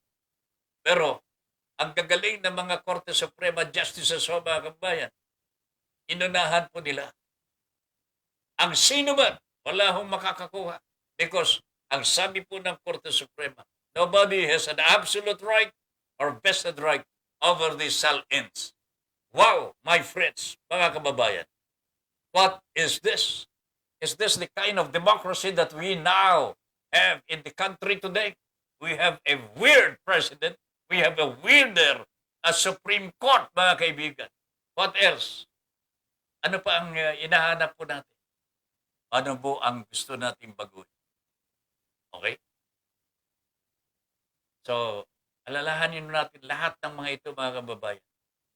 Probably, dito lamang po sa broad streamcast communicators po natin, nadidinig po ninyo ang ganito mga komentaryo. Okay? Baka hindi nyo nadidinig sa ibang mga himpilan ng radyo. Sapagkat nahihiya po siguro sila o kaya natatabunan po sila ng katakot-takot na pera, wag na ninyong pag-usapan yan. Apektado kami dyan. Yan ang mangyayari ho dito, mga kababayan. But not broad streamcast communicators. Neither, Your Honor, please, nandito po tayo, mga kababayan. We will tell you what you should know. Okay? So ito, SALN, Supreme Court ruling, not an absolute vested right. Ibig sabihin, hindi ka na makakuha dito. Nasa vault, no? Nasa, taguan ng pera. Alam niya, buhay na ito. Nakasilid, nakapinid. Masakit po dito, pati mga justices of the Supreme Court, ligtas ho na sila dito eh. Ligtas na ho sila sa mga kaso-kaso, impeachment cases. They are now free.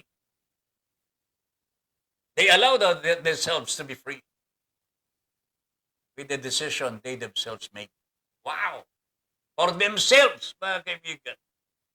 Anak ng pating na buntis na hindi po mapapanganak. Grabe na ho ito. Malapit na po ang pagtatapos po ng registration ng COMELEC para makaboto po ang taong bayan. Tandaan po ninyo ito, mga kababayan. Magparehistro po kayo sa COMELEC. Meron pa hanggang 30 ng buwan ng Setyembre. This will be the moment when you will have to make a decision whether for the good and welfare of the Filipino people or a continuation of this corrupt, rotten administration of Mr. Duterte. Ito po ang pagpipilian po natin. sa susunod na halalan. Para magampanan po natin ang ating tungkulin para sa halalan, kailangan po nakapagparehistro na tayo. Kung sakasakali bang nakapagparehistro na po tayo, there are instances na nawawala po ang pangalan ho natin sa listahan. Mangyari po na gumawa po kayo ng paraan para ma-check ang pangalan ninyo ngayon pa lamang sa COMELEC para makatiyak po kayo sa darating na halalan. Mabibilang po ang inyong karapatan at kapangyarihan. This is the truth of the matter. Ito po ang kapangyarihan ng taong bayan na alisin ang mga siraulo sa ating gobyerno.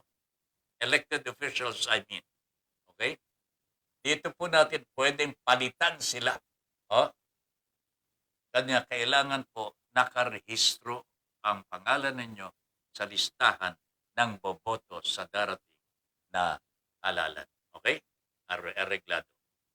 Armando Dugo, ngayon kung ang kukuha ng SALN ay mismong justices ang kukuha ng SALN nila, pwede kaya?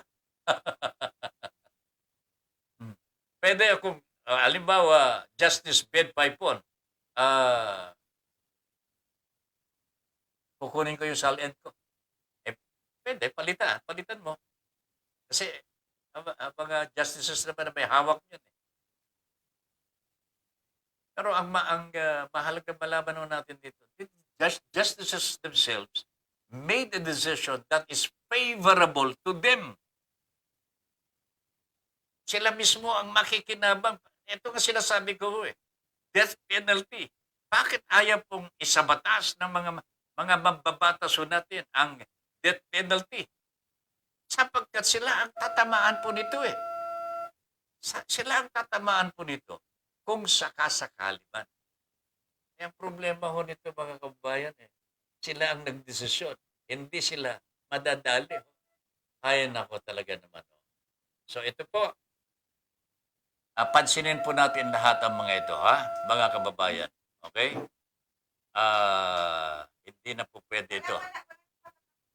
Alright. Okay. Thank you very much, Armando Dungo. Jane Cruz Serbin. Good evening po. Magandang gabi. Jane, good evening. Alright. Bernard Samonte. Nararanasan natin noon yan nang dinaya ka sa pagkakonsehal noon, Mr. Ben Paipon. alam ni Mr. Samonte ito Ginamitan tayo ng big pera ng kalaban. Na-remind ko lang. Alam ni Mr. Samonte, at one time in my life po, mga kababayan, si Bernard is from Sampaloc. I was a resident of Sampaloc, Manila then after the EDSA Revolution. After the EDSA Revolution, there was the first election for local officials. Naengganyo po akong tumakbo. I was then with the Metro Manila Council. Manila Council. Yung MMDA po ngayon. I was the executive officer, executive director ng Barangay Operations Center. So, may lamang po ako Announcer na ako, nakakasalamuha ko mga kabarangay, ako pa ang yung MC sa aming mga pagtitipon sa mga tao, nagkakampanya ho kami kasi pwede pang mag-ientablado ho noon talaga, di ba Bernard? Di ba, nag-ientablado tayo noon. Akong MC. So, kilala po tayo. Hindi po pwede matatalo tayo Actually, talaga, hindi naman po tayo talaga natalo kung hindi po tayo talaga kinuhanan ng vote. Alam po ninyo, after the election, natalo po ko because na ang registered voter lang po ni Ben Paipon noon sa munisipyo na po, 34,000. Kaya, hindi po ako nasama sa 6 na mga konsyales. Natalo po tayo. I was at number 8. Alam po ba ninyo kung magkano ilan ang boto ko sa precinct level according to the summations na ginawa ng aming leaders sa partido? 49,000 ang boto ni Mr. Paipon na dapat po nakalagay po tayo sa number 4. Ayan. So anyway, hindi na ako nagreklamo. Wala naman ako akong pera eh. Wala naman po akong mga at saka yung mayor ho namin noon eh. Ayan ang talagang gumawa ng paraan para tayo ay hindi pumapasama sa mga konsehalis. Ayan. Unfortunately, that was Mel Lopez nung araw ko. Siya po ang naging mayor ng Manila after the EDSA Revolution. Thank you very much, Mr. Bernard Samonte, for reminding me that. Ha? Kaya mga butante, matuto na huwag ibenta ang boto para magkaroon ng pagbabago. Isa sa ugat ng corruption. Tama po yun. Okay?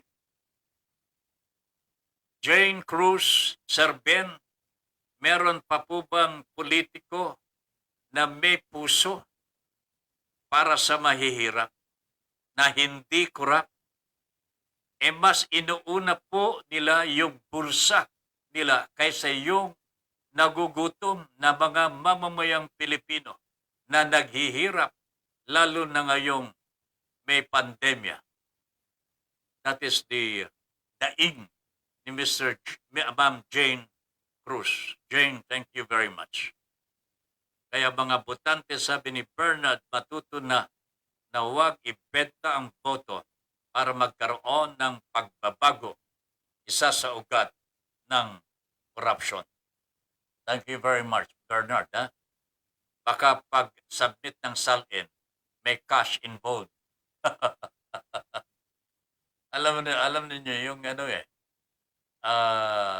ang bayaran ho dito nasa ombudsman eh. Kukuha ka ng SALN, alam mong yung politiko nakukuhanin mo yung SALN, no? Ibigyan ng ng informasyon ng ombudsman yung congressman halimbawa. And from there, iba na ang usapan ho dyan. No? Lalong-lalo na kung meron talagang bahid ng katotohanan, yung corruption involved. Mahal yan. At makakatulong ng malaki itong ginawa ng Korte Suprema ho eh. Makakatulong talaga ito sa mga corrupt government officials. I wonder, hindi ko nga maintindihan bakit ginawa ito ng Korte Suprema eh. Ito dapat ang talagang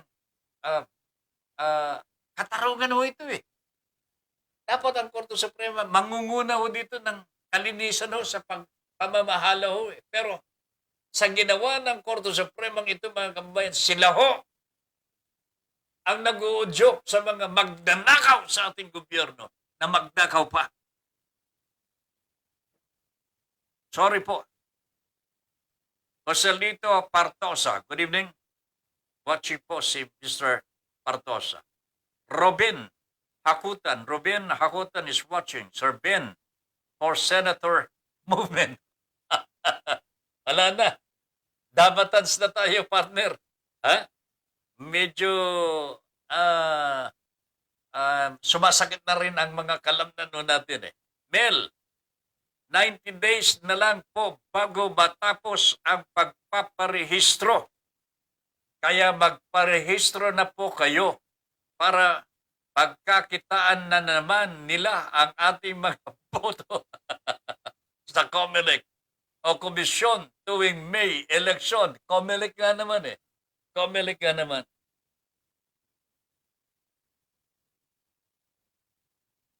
Ay, nako talaga naman. Pero sa totoo lamang ho, magparehistro po tayo. Gamitin po natin ito na sa data na ngayon. This is our vested right. Wala akong makakaagaw po sa atin ito. We are not yet in the United States of America na pinipigil po ng mga Republikano ang pagboto. Natatakot po sila sa mga black voters eh. Kaya lahat ng paraan ginagawa nila para hindi makaboto ang mga black voters eh. Eh dito sa atin wala akong ganyan eh. Kaya magparehistro na ako kayo. Kung hindi po magpaparehistro, hindi po kayo makakaboto. hindi nyo magagamit yung kapangyarihan ninyo to change whatever has to be changed. Okay? Ngayon, pagka nakarehistro naman ho kayo, huwag po nating ipagbibili ang boto natin. Ngayon po natin gamitin ang ating kapangyarihan na italaga ang mga karapat-dapat na mga kumakandidato sa iba't ibang mga posisyon. Ha? Okay? Ipagdasal din po natin ang kapangyarihan na yan para hindi po mabangisan o madungisan ng anumang kasamaan. Nati Abel Obispo Insan. Gandang gabi, Insan. Bel, Tata Ben, God's will po iyon. Kaya di kayo nanalo. Dahil kung sakaling nanalo kayo, malamang corrupt na din kayo ngayon. Malamang pare ko.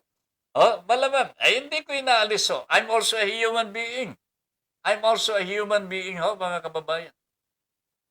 Pero, sa awa ho ng Diyos ho, sa tinagal-tagal ko ng media man, from the time that I was with Veritas ho, mga kababayan, maraming mga kaso na po na dapat po na yumaman na ho ako. Talagang mayaman na po sana. Pero awa ng Diyos po, ito pa rin ho tayo. Huh? Ganito pa rin ho ang buhay ho natin. Hindi naman po isang kahig, isang tuga. Dahil meron naman pong trabaho. Kung kailan meron naman pong compensation. You work for something and be compensated for it. Yan ho, ang gawa naman po natin. Kaya legal. Yung pagiging politiko natin, I really wanted then to become a counselor. Tapos balak ko talaga noon, magiging patatas ng pataas. Pero ang problema ho hindi nangyari. Kaya tama ho si Mel Baka may plano talaga ang Panginoong Diyos. And I keep on telling myself, Lord, what is really my mission in life? Ano ba talaga mission ko? Dito that I should continue my work as a media man. Okay? Ito po ang ating ginagampanan ng tungkulin sapagkat ako'y naniniwala na ito siguro ang kagustuhan po ng ating Panginoong Diyos. Now, I realize this is my mission. Okay? Armando Badi Badillo, pare, panalo ka sana kung meron ka lang 20K, di ba? alam ni Badi, Bernard, si Badi Badillo, kasama natin dito sa Sampaloc, sa Moret ito Ni 20K ho noon, ay wala tayo Nangangampan ho kami mga kababayan, talagang nag-aambag-ambagan ho kami. Talaga naman ho. Nakakaawa ho ang kalagayan po namin noon. Pero despite that, at least meron naman tayo mga boto noon Anyway, maraming salamat kina Bernard and Buddy Bandillo, sila Jimmy Toplano. Marami po mga volunteers po natin noong mga panahon na yun. Kanya we were not left alone naman. Okay? Marami pong sumuporta sa atin. But anyway, ganyan talaga ang buhay po natin. Sabi nga ni Mel, baka nga talaga hindi talaga kaloob ng Panginoong Diyos na manalo tayo. Siguro nga. Now, I realize, ito siguro talaga ang gusto ng ating Panginoong Diyos. Ano po? Alright. Finally ho, mga kababayan, 2 minutes na lamang po ang natitira po sa ating Your Honor, please. There is just one more thing na very briefly ang gusto kong malaman po ninyo. Itong National Grid Corporation of the Philippines, ito po yung namamahala sa mga power ho natin. Transmission. Government corporation ho ito. National Grid Corporation of the Philippines. Alam po ninyo, power ang tangan nito, kanya dapat maraming pera. At talaga naman maraming pera mga kababayan, hindi na nauubusan. Actually, they are spending more than what is necessary. Katulad po nito, para sa kanilang representation and entertainment. Advertising. Ito na po yung pambayad doon nila linlang sa mga mamamayan. Advertising, public relations, and professional fees from 2009 to 2020. Good 10 years mga kababayan. Alam po ba ninyo kung magkano naggastos nito? 4.4 billion pesos. Alam niyo talaga. Yearly, magkano? Malaki po ito. 400 million. 500 million. Saan po nila ginagamit ito? Ang masakit po dito, because of they are with the power. Ito yung kailangan natin. Paano kung itong ginagastos nila ito, mga kababayan? Kinukuha nila kay Ma'am Lynn. Kinukuha nila kay Tata Ben. Kinukuha nila kay Ma'am Eve. Kinukuha nila kay Ma'am Lilian. Mga customers, mga consumers po, mga kababayan. Ito ang masakit po dito. Pera ng taong bayan, pero ginagamit po laban sa taong bayan. Oh my goodness. Nati Abel, okay na yan lahat na ito. Okay? Thank you very much. At kung sakali, okay, at kung sakaling, pare, sabi ni Buddy Badillo, pare, panalo ka sana kung meron kang 20K. At kung sakaling nanalo kayo, puro wrinkles na sana mukha ninyo. Tingnan ninyo, nag-broadcast kayo, napanatili ninyo kagwapuhan ninyo. Yan naman, okay. Salamat po, ha? Pero Mel, ito ibinulgar ko na ang sekreto ko sa yung anyo ko, Kita naman po ninyo, 73 na ito. 73 na ito. Pero kung titignan, 37. Sabi mo nga, 37. Hindi rin po ako maniwala dahil ang tingin ko sa sarili ko hindi 37 naman, 40 naman. Diba? Pero ibubulgar ko na ang sikreto ko sa inyo. Alamin po ninyo sa aking sa aking post dun sa Facebook. Alamin po ninyo kung ano yung sikreto ni Tata Ben. Pagka nalaman po ninyo at meron kayong mga katanungan doon, i-PM ninyo ako. I will answer your queries. Okay. Mel, ayos yan Pwede pa. Pwede ka pang humabol, partner. Para yung anyo, padre, medyo nalalapit po kay Tata Ben. Okay? Pero believe naman ako sa sarili ko because marami ako nakikita na mas matanda pa po nga tayo, mga kabayan. Pero, siguro sa pag-aalaga ng katawan ito. Sa pag-aalaga ng katawan. At minsan naman po, meron naman po yung nag-aalaga sa iyo. Nel, ikaw ba may nag-aalaga sa iyo? Baka wala. Unang gagawin mo, kailangan hanapin mo kung sino ang mag-aalaga sa iyo. Di ba? Pagkatapos, the secret will come after that. Okay. Approve. Alright, mga kababayan, sa totoo lang, meron po akong sikreto na ibubulgar ho sa inyo. Nasa Facebook ko na po yan.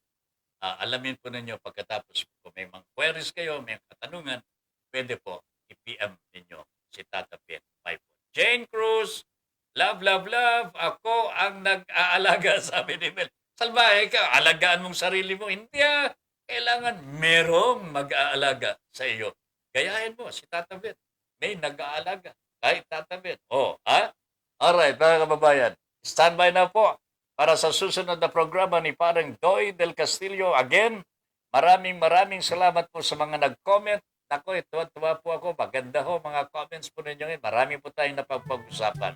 Hanggang sa Lunes po, mga kabayan po, sa Lunes, alas 8 hanggang alas 10 ng gabi sa ating Your Honor Please. Ben Pipon here, saying thank you very much for allowing us into your homes and for giving us the privilege to be of service to you. Sana all may nag-aalaga, sabi ni Jane Cruz. Good night. Good night, everybody. Good night.